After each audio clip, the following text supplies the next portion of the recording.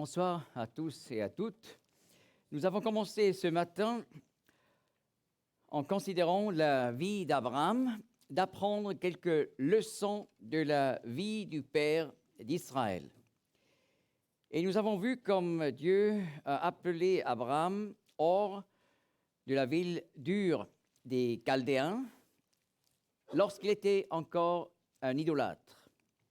Mais le seul vrai Dieu lui est apparu, l'a fait sortir de ce pays d'idolâtrie pour aller au pays de la promesse.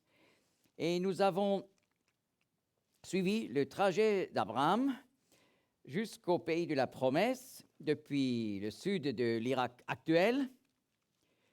Et voilà, lorsqu'il est arrivé au pays, nous avons vu, il a été confronté avec un grave problème. Une famine terrible en Canaan.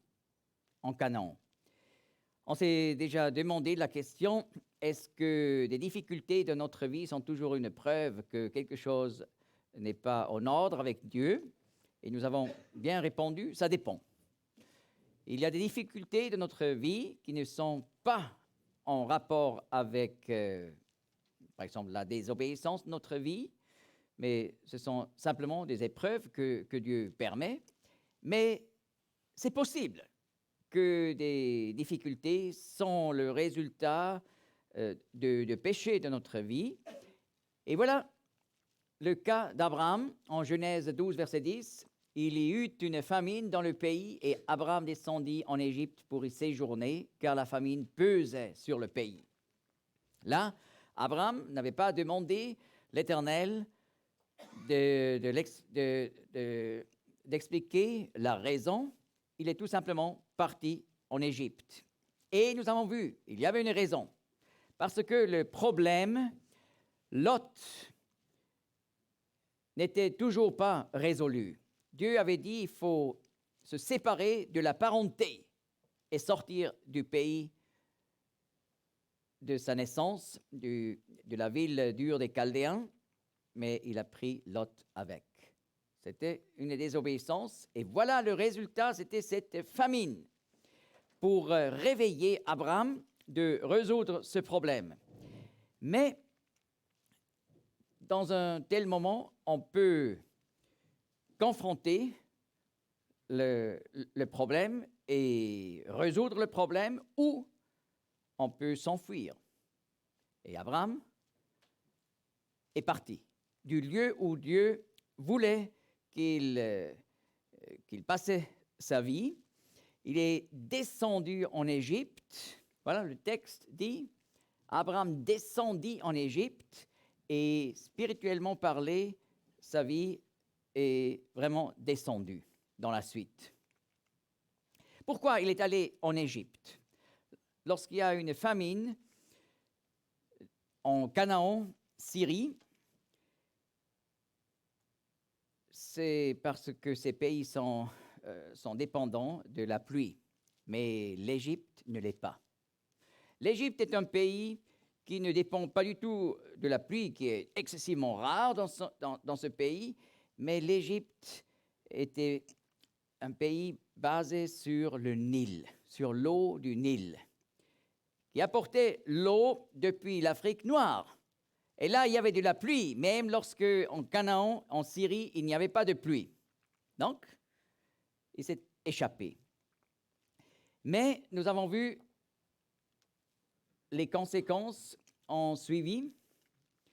Je répète encore, il arriva comme il était prêt d'entrer en Égypte qu'il dit à Sarai, sa femme, « Voici, je sais que tu es une femme belle de visage. » Il arrivera que lorsque les Égyptiens te verront, ils diront, « C'est sa femme. » Et ils me tueront et te laisseront vivre. Dis, je te prie, que tu es ma sœur, afin qu'il m'arrive du bien en considération de toi et que mon âme vive à cause de toi. » Alors nous avons vu, un péché est à l'origine du prochain. Donc, il était désobéissant en rapport avec Lot, et la suite est un faux chemin vers l'Égypte, et ce faux chemin vers l'Égypte l'amène a encouragé sa femme à mentir avec la vérité. Parce que nous avons vu, elle était effectivement la demi-sœur d'Abraham, mais il fallait dire aux gens, je suis la sœur d'Abraham, afin qu'ils pensent donc pas sa femme, pas son épouse. Un péché mène au prochain, et voilà, nous avons lu également au verset 14, et il arriva que lorsque Abraham entra en Égypte, les Égyptiens virent sa femme, qu'elle était très belle. Je répète, lui avait dit simplement, tu es belle, mais les autres ont vu la réalité, très belle. Et on a vu, c'est dommage si ça passe comme ça. Ça devrait être le mari qui dit, très belle.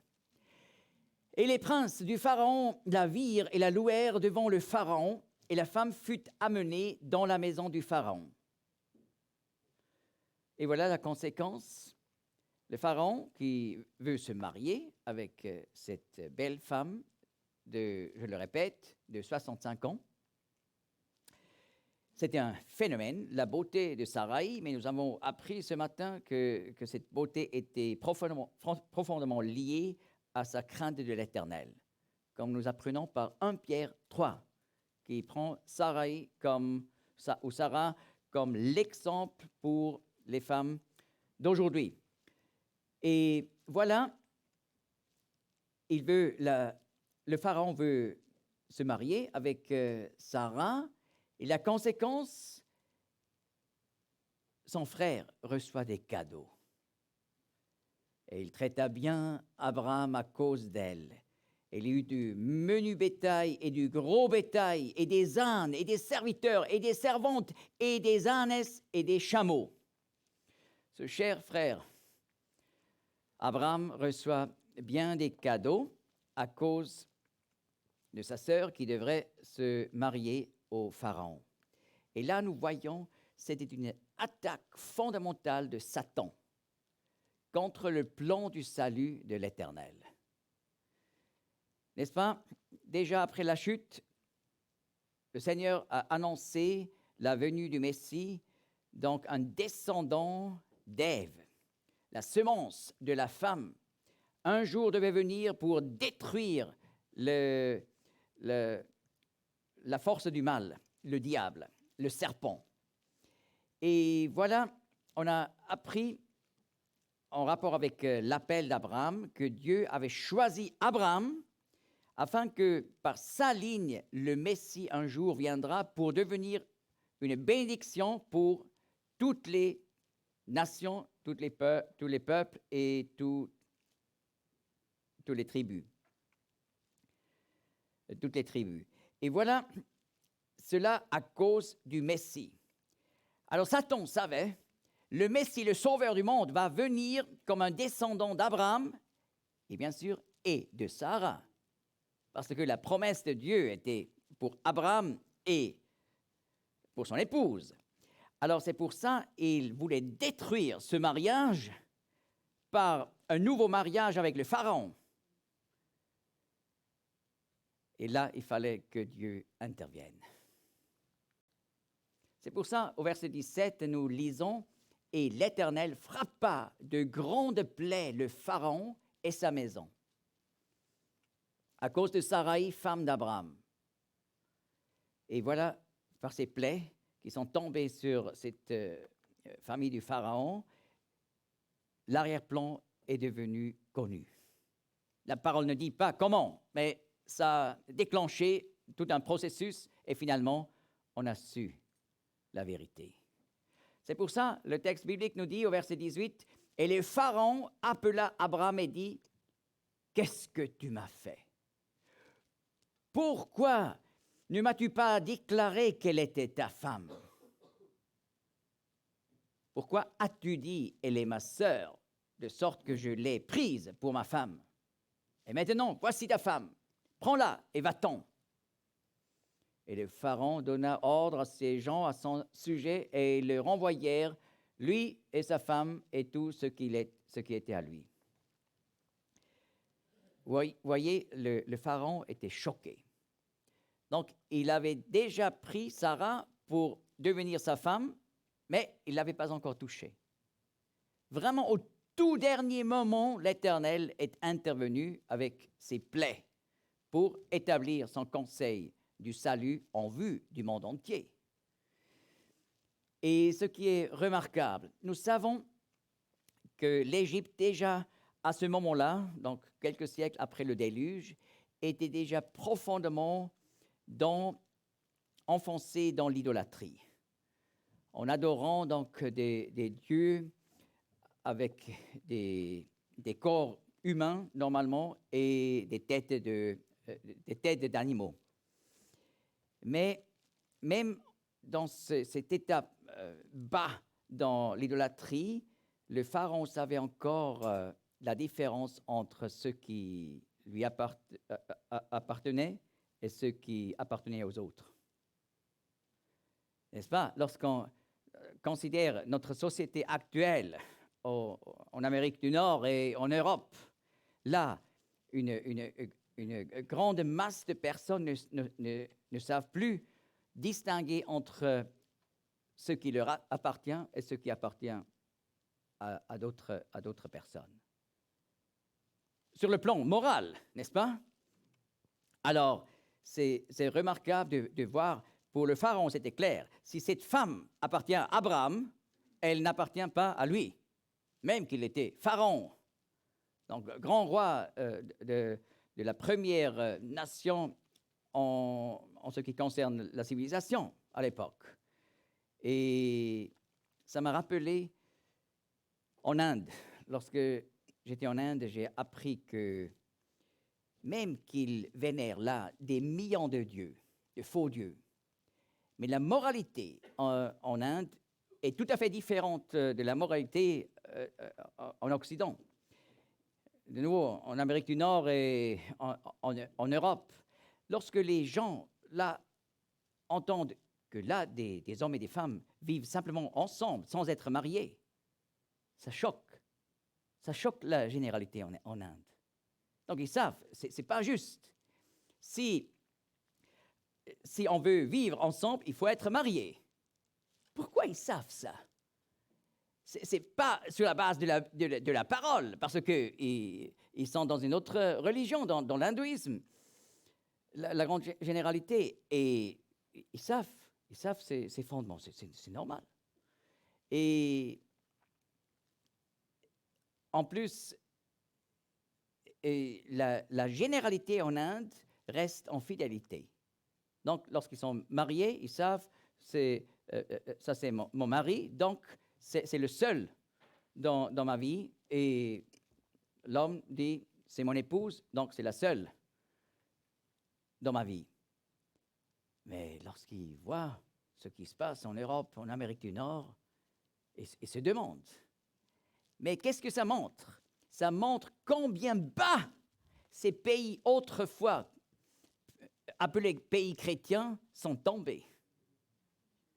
Et voilà, ici, la même chose. Le pharaon, c'est un homme noble, n'est-ce pas? Alors, prends ta femme. Et il dit, pourquoi m'as-tu pas déclaré? Donc, il était choqué de la manière d'agir de ce missionnaire. Oui, Abraham est devenu un missionnaire du seul vrai Dieu. Bien sûr, il n'avait pas un appel pour aller faire la mission en Égypte. Il était appelé pour le pays de Canaan. Mais si un missionnaire est déjà dans le faux pays, alors au moins il devrait vraiment être un témoignage. Mais là, c'était la honte. Vous voyez, c'était suite le problème de Lot a amené le faux chemin en Égypte, a déclenché le faux chemin en Égypte. Cela a déclenché le mensonge. D'ailleurs, ici dans le texte, nous lisons que Abraham avait dit, c'est ma sœur. Avant, il avait encouragé sa femme à mentir, mais finalement, nous savons que c'était lui qui a menti. C'est ma sœur. Et ce mensonge a déclenché donc cette honte sur le témoignage du seul vrai Dieu. en Égypte.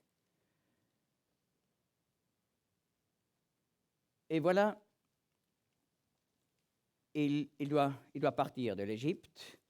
Et voilà la noblesse du Pharaon. Et le Pharaon donna ordre à ses gens à son sujet et le renvoyèrent, lui et sa femme et tout ce qui était à lui. Donc il y avait même encore une délégation qui a amené Abraham et Sarah sur leur chemin de retour. Et tout cela nous amène au chapitre 13. Et Abraham monta d'Égypte vers le midi, lui et sa femme et tout ce qui était à lui, et Lot avec lui. Maintenant, le chemin monte. Oui, mais c'est la géographie. Mais en même temps, il y a donc une instruction spirituelle dedans. Là, le chemin monte de nouveau. Le chemin spirituel d'Abraham. Vers le midi, en hébreu, ici nous avons le terme Negev. Et Negev, ça veut dire le midi, le sud. Mais non pas n'importe quel sud. C'est toujours le sud du pays d'Israël. Donc on ne peut pas dire en hébreu pour exprimer Amérique du Sud, on ne dit pas Negev America, mais on dit Drom America. Ça c'est le sud de l'Amérique. Mais Negev, c'est le sud du pays d'Israël. Donc il est retourné vers le Negev, en fait, lui et sa femme, et tous ceux qui étaient avec lui, et Lot avec lui.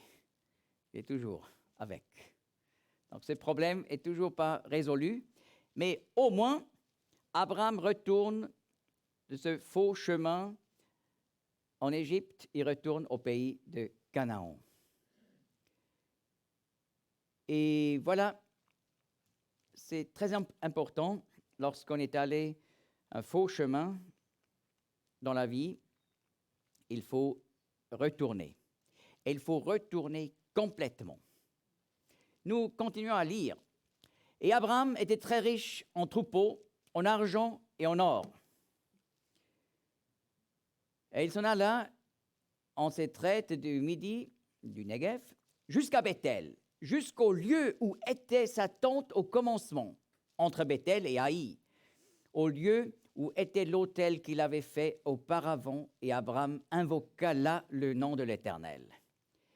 N'est-ce pas, au chapitre 12, Abraham est décrit comme il était entre Bethel et Haï. Et depuis ce lieu-là, il est allé finalement en Égypte. Alors, ici, nous apprenons ce que c'est une restauration spirituelle. Vrai. Il faut vraiment retourner jusqu'à l'endroit où on a commencé à dévier. N'est-ce pas? Lorsqu'on dévie, ça peut être une déviation de quelques degrés seulement. Au début, ça fait une distinction de quelques mètres.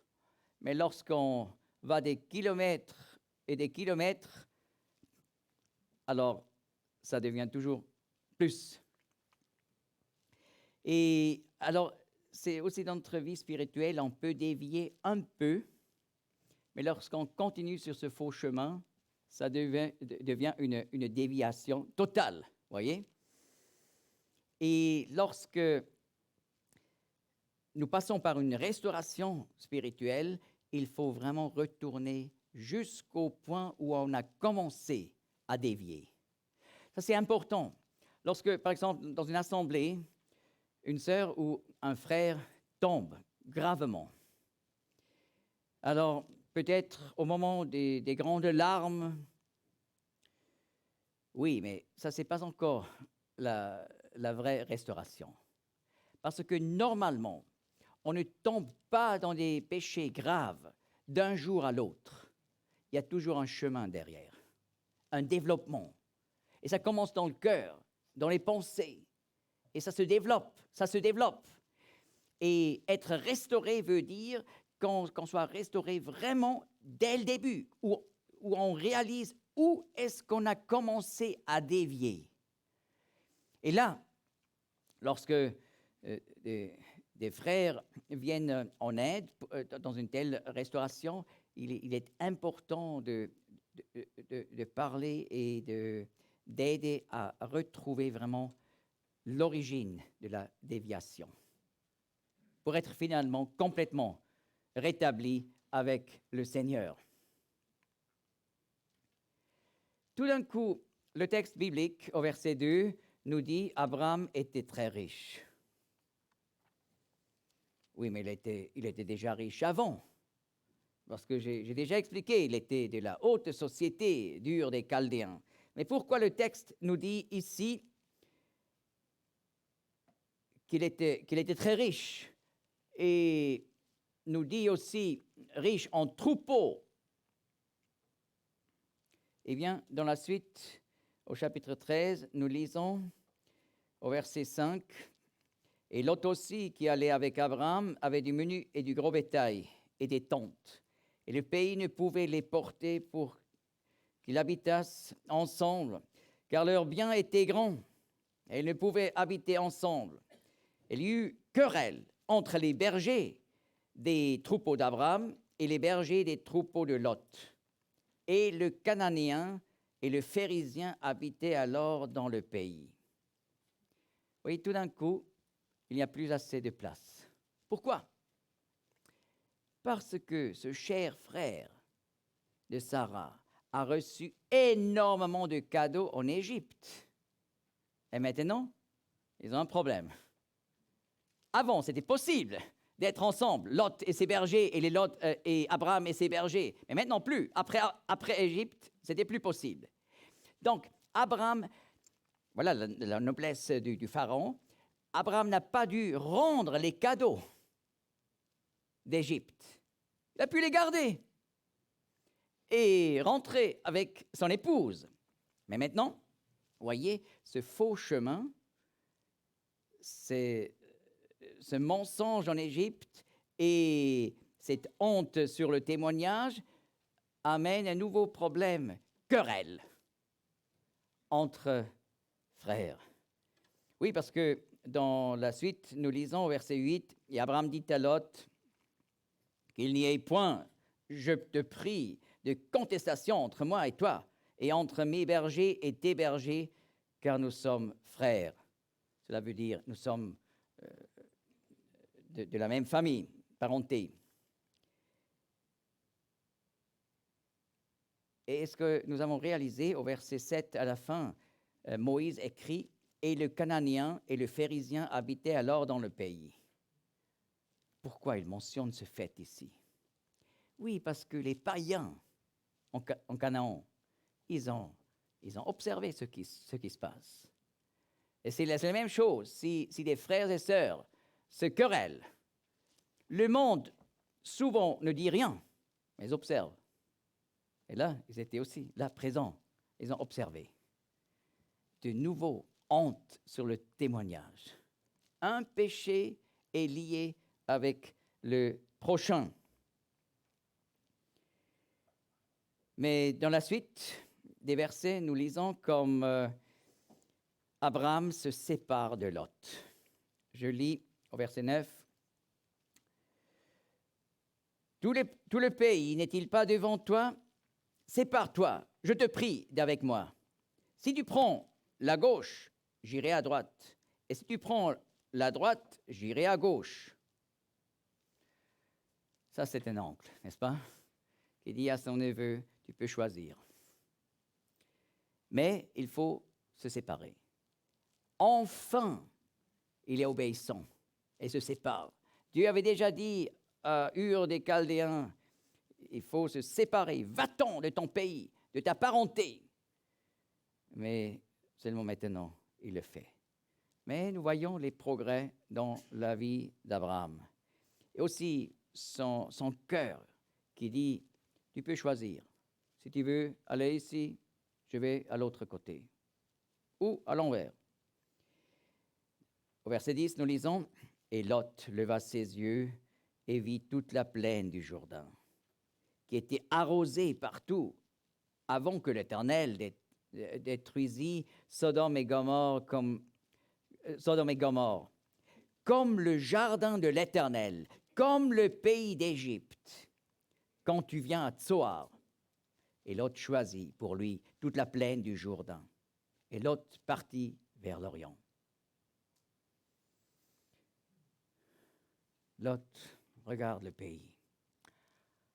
Tiens, c'était plaine, là, vers la mer Morte. Fantastique. Ça me rappelle l'Égypte. Mais cet Irakien, Lot, comment ils connaissent l'Égypte? Il a fait un voyage avec oncle Abraham en Égypte. Et ça lui a donné du goût de l'Égypte. C'est pour ça qu'il a choisi la région de Sodome et Gomorrhe. Et voilà de nouveau une conséquence de ce faux chemin d'Abraham qu'il a créé pour Lot le goût de l'Égypte. Et dans la suite, nous lisons que Lot est allé habiter près de Sodome et Gomorrhe. Plus tard, dans le texte, nous lisons, il est allé habiter à Sodome. Et plus tard, nous apprenons, il est même devenu juge. Il était assis dans la porte de Sodome. C'est le siège des juges. Il s'est dit, comme juste, je vais essayer de changer la moralité comme juge en Égypte. Oui, mais finalement, il a corrompu et détruit toute sa famille. Nous le savons. Et nous savons la conséquence tout à la fin de son histoire. Il a même eu des relations sexuelles avec ses deux filles. C'est la folie. Oui, mais ces filles étaient tellement corrompues par Sodome et Gomorrhe. Oui, mais le père voulait encore apporter du bien. Oui, c'est une bonne idée, apporter du bien et de la moralité. Mais lorsque ce n'est pas le plan de Dieu, ça finit mal. N'est-ce pas? Il n'avait jamais eu un appel pour aller à Sodome et Gomorrhe comme missionnaire. Lot aurait dû rester à Ur des Chaldéens. Mais c'est dangereux d'aller dans une place où le Seigneur ne nous a pas envoyés. S'il nous envoie dans un certain lieu, alors il donnera aussi tout le soutien pour vaincre les difficultés. Mais lorsque nous allons sur notre propre chemin, même comme missionnaires, ça peut finir mal. C'est terrible de voir toutes ces conséquences, n'est-ce pas? Et comme tout est relié. Et lorsqu'on continue à lire chapitre 15, ensuite 16, nous apprenons que le Seigneur n'a toujours pas donné un enfant à Abraham. N'est-ce pas? Nous avons appris que le seul vrai Dieu est apparu à Abraham et il a donné la promesse qu'il va devenir père du peuple d'Israël. Non pas comme Nana, le dieu de la lune à Ur, vénéré à Ur, comme celui qui multiplie les êtres humains, mais il n'était pas capable. Sarai était stérile. Mais le seul vrai Dieu dit, je te ferai une grande nation. Mais toujours, Abraham, après des années, il est entré au pays de Canaan lorsqu'il avait 75 ans, mais il n'avait toujours pas d'enfant. Vous voyez, quelle épreuve! Le seul vrai Dieu, est-il vraiment capable de me donner un enfant? Et finalement, au chapitre 16, nous voyons cette scène, Abraham est ensemble avec Sarai. Et l'épouse a une idée. Donc, je le répète avec mes paroles, n'est-ce pas? Sarah dit, Abraham, nous n'avons toujours pas d'enfant. Oui.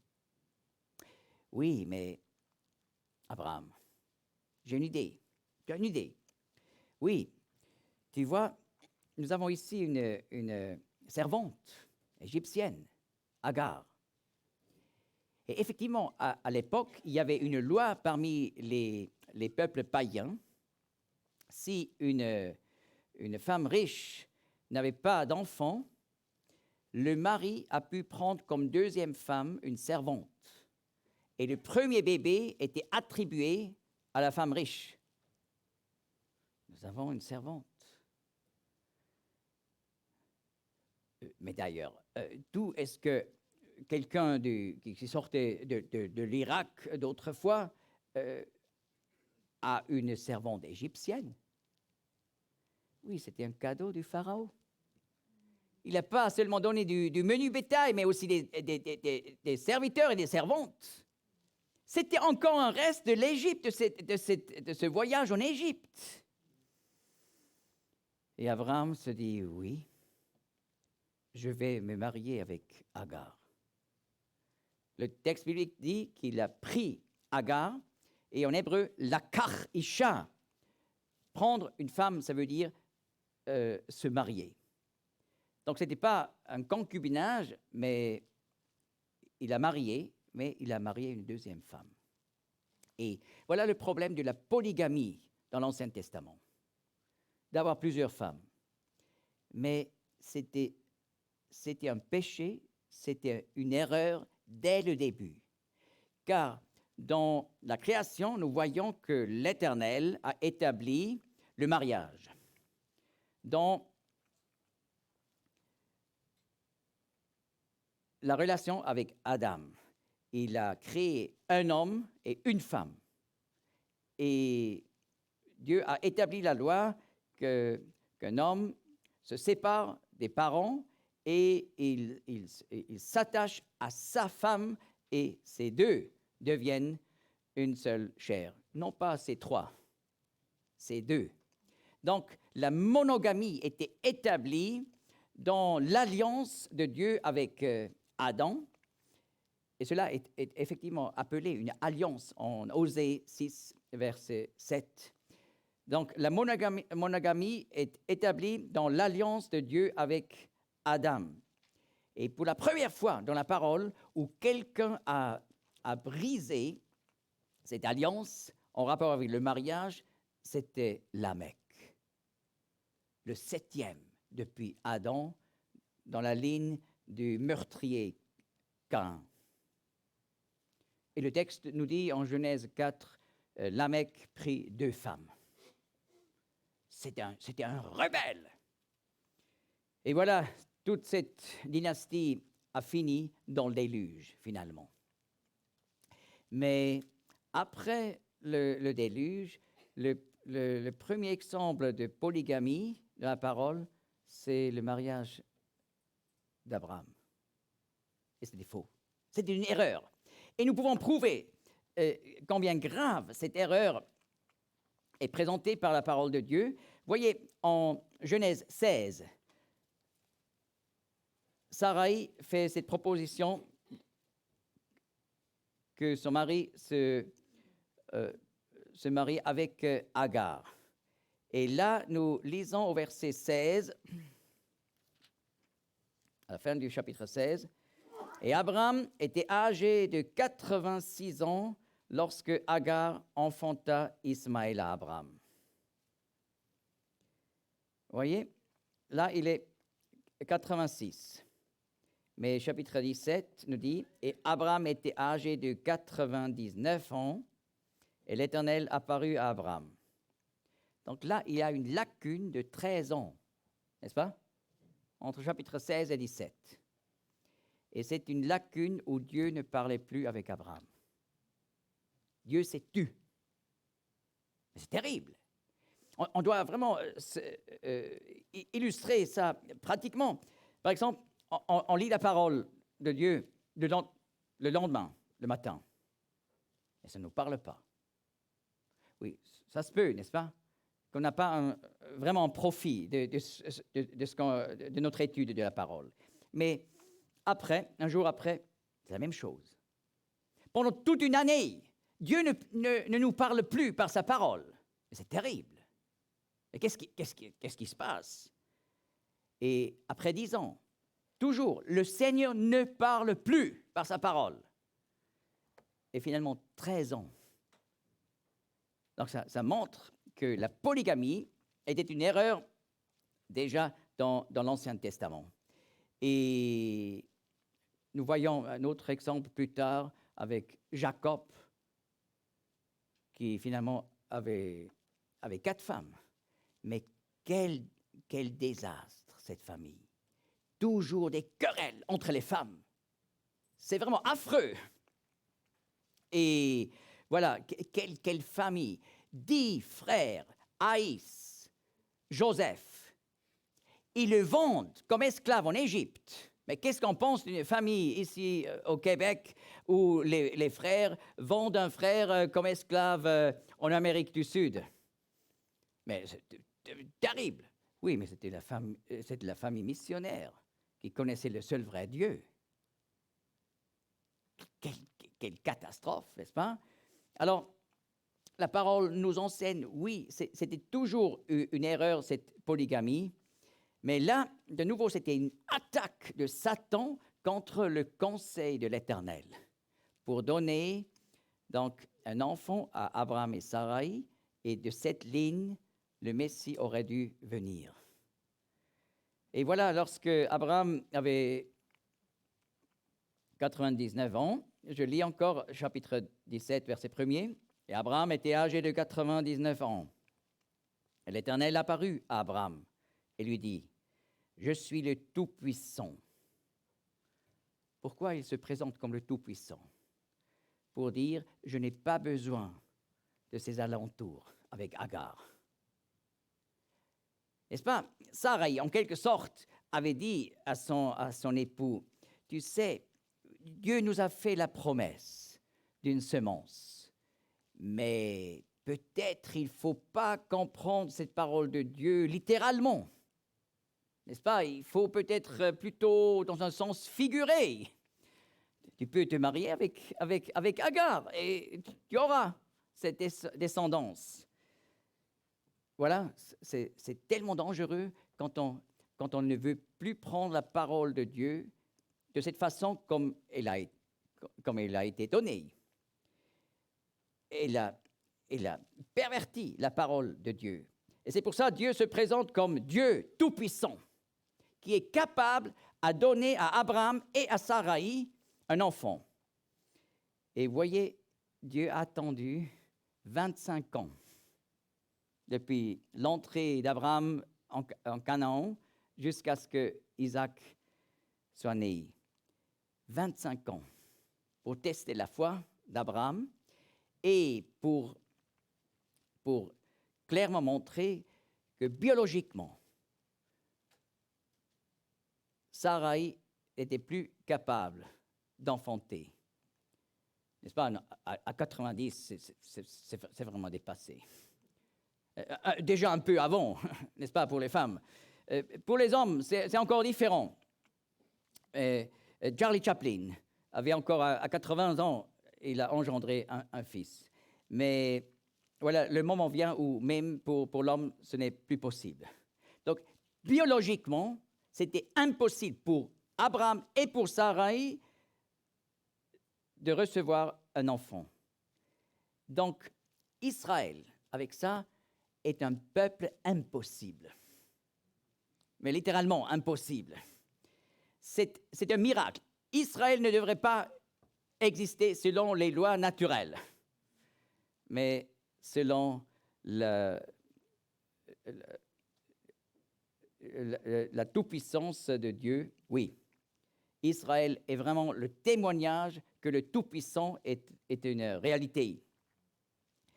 Et voilà, Dieu continue au verset 1er à la fin. « Marche devant ma face et sois parfait. Et je mettrai mon alliance entre moi et toi, et je te multiplierai extrêmement. Marche devant ma face et sois parfait. » Arrête d'aller sur tes propres chemins. Maintenant, marche avec fidélité. Et c'est là le moment où Dieu installe l'alliance de la circoncision. Pourquoi? La circoncision est une chose qui humble tout homme, parce que c'est une petite opération où le sang coule pour nous expliquer l'homme est un pécheur et il est seulement capable d'engendrer de nouveau un pécheur. C'est la vérité que nous apprenons particulièrement à travers de Romains 5, verset 12 et suivant, dans le Nouveau Testament, que la nature pécheresse d'Adam depuis la chute est transmise d'une génération à l'autre. Et voilà, la circoncision, c'est le fait qu'on admet j'ai mérité sur ma nature humaine le jugement de Dieu. Et c'est là, après ce faux chemin avec Agar, que Dieu installe cette alliance de la circoncision. Et voilà, le chemin d'Abraham va d'une leçon à l'autre. Et on ne peut pas entrer dans tous les détails, mais j'aimerais faire la conclusion avec le sommet de la vie d'Abraham. Genèse 22. Voilà, je lis au verset 1er. Il arriva après ces choses que Dieu éprouva Abraham et lui dit, Abraham. Et il dit, me voici. Et Dieu dit, prends ton fils, ton unique, celui que tu aimes, Isaac, et va-t'en au pays de Morija, et là, offre-le en holocauste, sur une des montagnes que je te dirai. Voyez, entre deux, la semence est devenue une réalité. Sarai a enfanté Isaac. Et Dieu a expressément dit en Genèse 17 que cette alliance avec Abraham passe à travers d'Isaac et non pas à travers d'Ismaël, fils de Agar. N'est-ce pas? Tout au début, on pourrait se dire, oui, mais Dieu a donné une promesse à Abraham et que de sa semence, le Messie va venir et le pays de la promesse est donné et promis à sa descendance. Oui, mais Ismaël est aussi de la descendance d'Abraham. Alors, est-ce qu'il a aussi une promesse messianique? Et est-ce qu'il a aussi un droit au pays de la promesse, au pays d'Israël? Et voilà, Genèse 17, là, l'Éternel déclare, je ferai cette alliance seulement à travers d'Isaac, fils d'Abraham et de Sarai. Alors les choses sont claires, sont clarifiées. Et d'ailleurs, pour encore en parler de ces liens d'un péché vers l'autre, on a vu ce faux chemin avec Agar, la conséquence l'a enfanté Ismaël. Et Ismaël est devenu père de plusieurs tribus arabes dans la péninsule du Sinaï actuelle. Et voilà, Mohamed est un descendant de cette ligne. Dans le Coran, on apprend que Mohamed était un Ismaélite.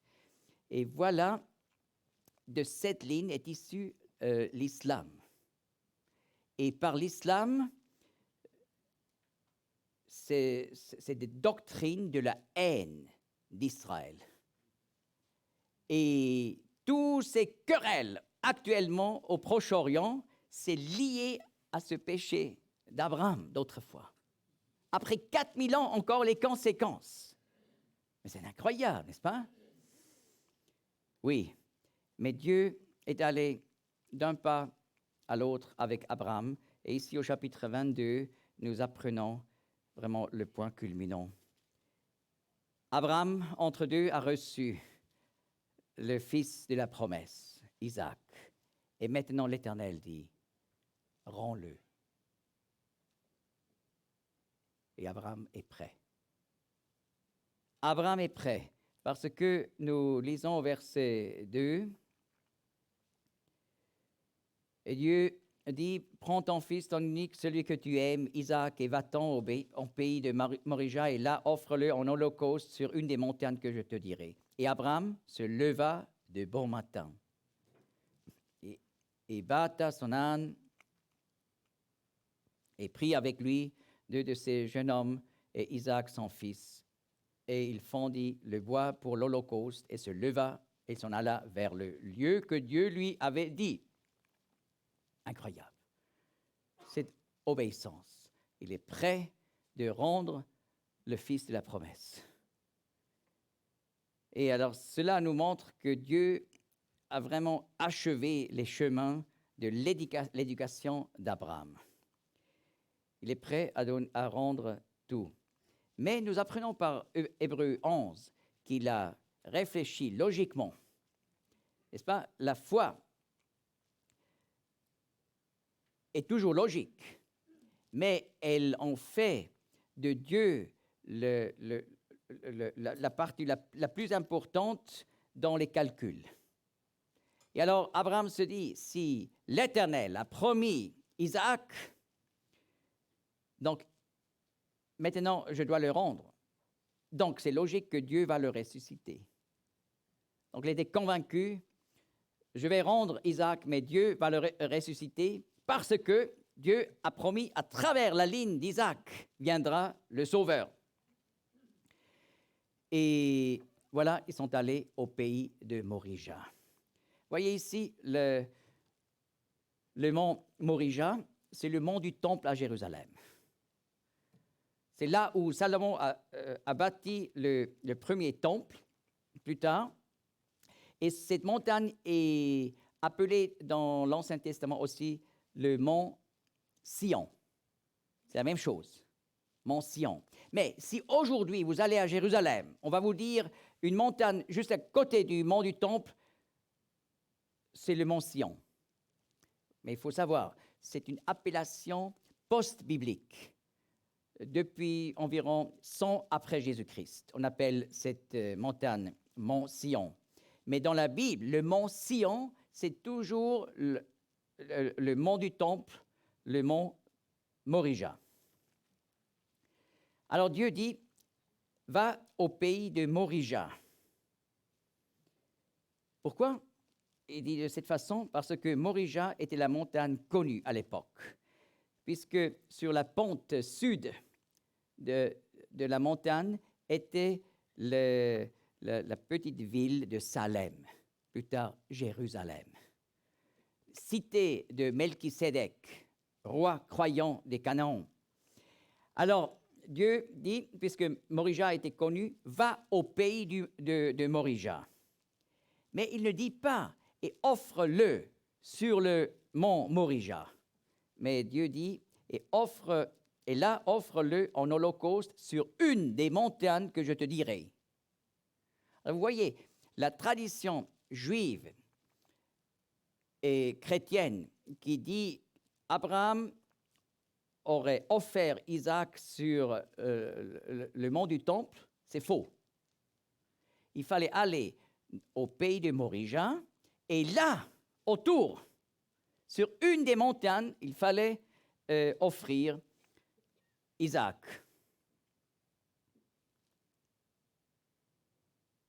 Et cela est intéressant parce que Abraham, finalement, bâtit un autel sur ce lieu, sur une des montagnes dans le pays de Morija.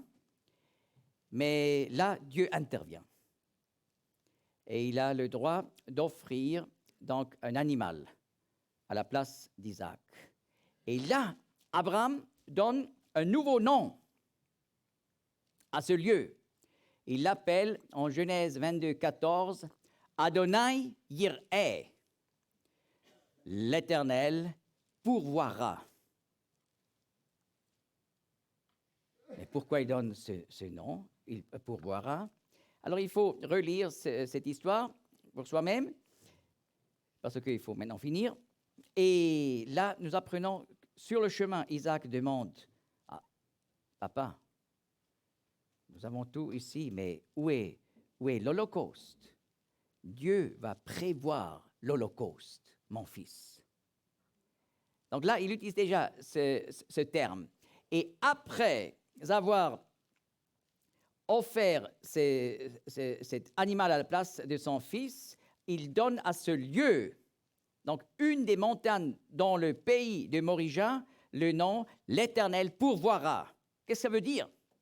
Moïse explique, c'est pour ça on dit aujourd'hui, sur cette montagne, Dieu ou l'Éternel pourvoira le vrai sacrifice du Messie. Et effectivement, le Seigneur Jésus, il est mort sur la montagne juste à côté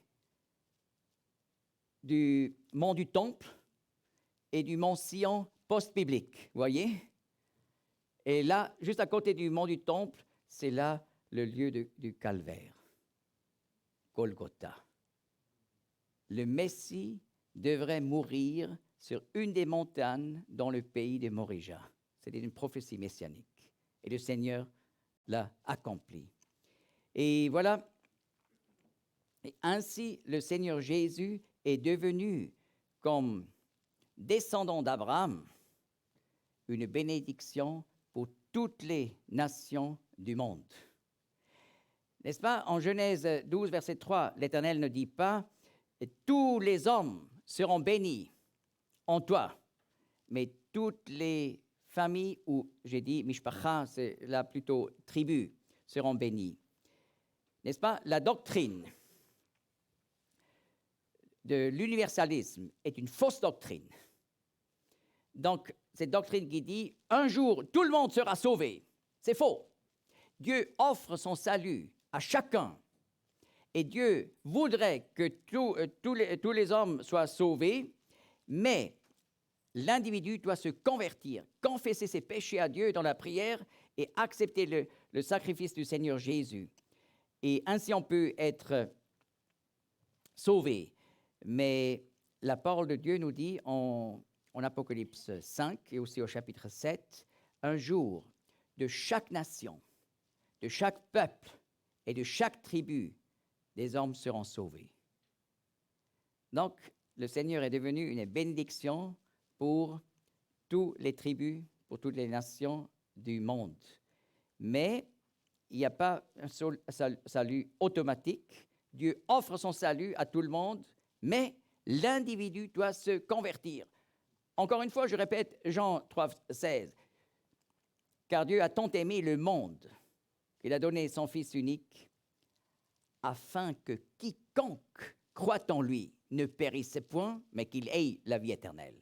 L'individu de l'humanité que Dieu a tant aimé doit se convertir pour recevoir le salut par le Seigneur Jésus qui a accompli cette merveilleuse prophétie messianique donnée dans l'histoire d'Abraham.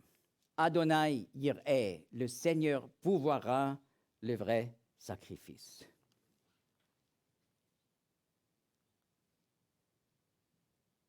Voyez, juste à côté, Golgotha, le mont Morija.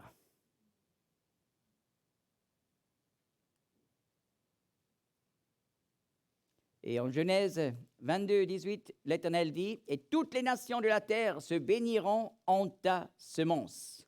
C'est encore une fois répété. Et d'ailleurs, c'était le 4e autel d'Abraham. Ce serait une étude à faire, les 4 autels. On a appris déjà un peu l'autel à Sichem. On a parlé de l'autel entre Béthel et Haï. Et je n'ai pas parlé de l'autel à Hébron. Et voilà le 4e autel à Golgotha. Et d'ailleurs, tous les 4 autels d'Abraham se trouvent dans le territoire dit occupé de la Cisjordanie. C'est intéressant, n'est-ce pas? Et marque 4 étapes importantes du premier patriarche d'Israël. D'ailleurs, pour continuer cette étude personnelle, on peut encore ajouter « et 4 puits jouent un rôle fondamental dans la vie d'Isaac. Et 4 pierres joue un rôle important dans la vie de Jacob. Donc les trois patriarches, Abraham, Isaac et Jacob, les 4 autels, 4 puits, 4 pierres, juste pour continuer à puiser de ce trésor de la parole de Dieu.